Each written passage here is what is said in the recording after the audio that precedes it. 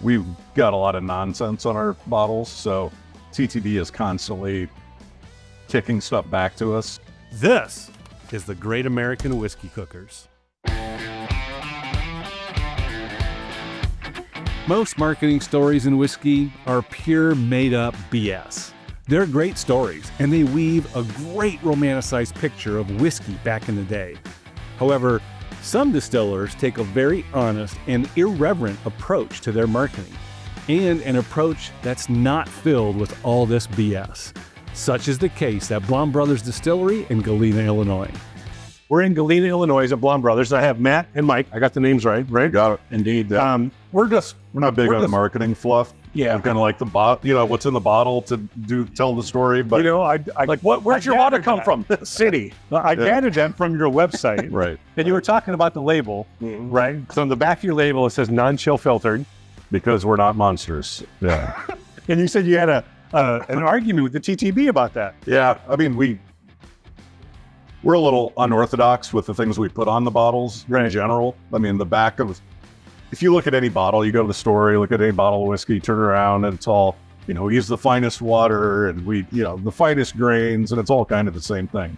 We've got a lot of nonsense on our bottles, so TTB is constantly kicking stuff back to us, and they didn't like that we were non-chill filtered because we're not monsters. I said, well, what's that mean? Why are you saying you're not monsters? What's that insinuating? And we said, what's that have to do with compliance? Yeah, it went back and forth, and we won. We can still have it on there. We had one product that took forever to get to market just because we're stubborn and had to win against the TTB in this back and forth, down to where it was, I'll probably get our label revoked for saying this, okay? But it was a barrel-aged gin that was finished in IPA beer barrels. Okay. And we had depictions of hops on the label, and they kept saying, well, your formula doesn't say you have hops in this product. And we said, we don't. It's finished in a barrel like that. Like, if we finish it in a cherry barrel, can we not have pictures of cherries, right? Right. And they kept arguing this with us. And eventually, we just turned the hops upside down and put the Latin word for juniper bush to pretend they're juniper bushes.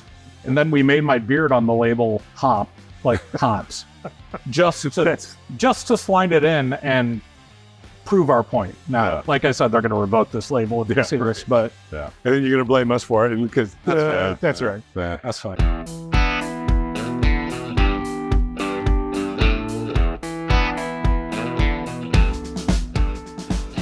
Matt just poured us the wheat whiskey, and this is kind of a limited release. This isn't a normal release for you guys, right? So tell me the backstory of the wheat whiskey. So basically, we bought too much grain to make vodka. Long story short, vodka, which are really our first passion in life. That's why we did this. Right. Vodka. But we just we love vodka so much. We bought so much wheat and rye, but the public didn't want to buy as much vodka as we were able to make. So we took that grain and said, let's make wheat whiskey. We have a surplus. Now, this is not a wheat and bourbon. No, this is a wheat whiskey. Correct. Wheat whiskey. So 80% wheat, 20% rye. Okay. So like that rye in almost all the whiskeys, you would just love having that spice. Right. Yep. So instead of using the yeast we would use for vodka, we used our whiskey yeast on this, distilled it to a lower proof, and barreled, I think, about 15 barrels. And I know that sounds like maybe a marketing gimmick about, we forgot about it. No, we did. We forgot about it for 8 years because we don't make wheat whiskey. Right. So I think it was when we started moving to between this warehouse and our new one that we're like, oh, hey, look at those barrels. And then, we decided to marry those together. We took the proof down, and then we split it amongst 3 cognac puncheons from France. So this is finished in a cognac? Finished in cognac, yep. Okay. But again, kind of like I said earlier about finishes, if I didn't tell you that, it wouldn't scream finish. Right. I don't pick that up. It's a compliment to... But then again, I'm not a huge cognac. Sure. And I mean, you're going to just get some... I believe it's pronounced cognac. It's cognac. This has been quite the day, I'm telling you right now.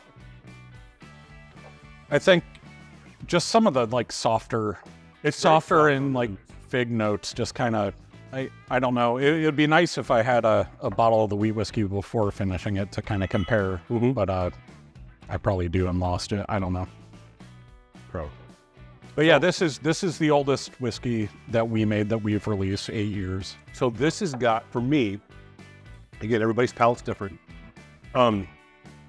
It's soft on the nose. It's very sweet, and that's probably from the wheat, right? Yeah. I get it on my palate. It's got a really good mouthfeel for me. Coats my tongue really great. I get that sweet with just a hint of that rye that you're talking about. I really enjoy this, and I'll be honest. I was at a local store just down the road here because there's certain stuff we can't get you guys in Iowa. And I saw this sitting on the shelf, and I thought, I've never seen this before from you guys. So I picked it up and threw it in my basket without even looking at the price. It's like $500, right? $100. It wasn't $500. It was $100. Same price as what you're selling for here. And I'm glad I did because I like wheated bourbons. I like wheated whiskey, and I really enjoy this. This is the finish on this is it keeps going for me, and it just sits there and lingers. And the flavor notes that are coming out of it is, I get a little bit of fruit. I get a little bit of almost flowers, and that caramel is just kind of latent for me. And I don't know what the sweetness is. I haven't quite figured it out. I really enjoy this. You get a little, the cognac itself is going to lend to this. And maybe that's what that is. But again, any of the finishes we do, we don't want it to be overbearing. Definitely want them to be very subtle and, add to the spirit, not make it too complex. And so when you guys did this, you said 15 barrels. Do you have more wheat whiskey sitting in the barrel shed? I think I have maybe 3 barrels left from that original, which should be 9 years now. That I think, if I recall, I thought those were potential single barrel candidates. Okay. Thank you for the reminder. You're welcome. Otherwise, I think I made a little more wheat whiskey last year. Yeah, maybe like 5 or 6 barrels, just using a different heritage strain. For someone who likes wheat whiskey, right? This is not a normal release. No. If they really like wheat whiskey, they need to either get to, you said it's at Benny's in Illinois? Yes. Right? Or here at the distillery. Correct. Because what you have is what you have, and there's no more, and there probably won't be for a while. Correct. No, not for a while. That's why you come to the distillery, because you can get some of these LTOs. They're just as rare, if not more rare, than some of the highly allocated crap that gets pushed out. Yeah. And you get a better experience, sometimes a more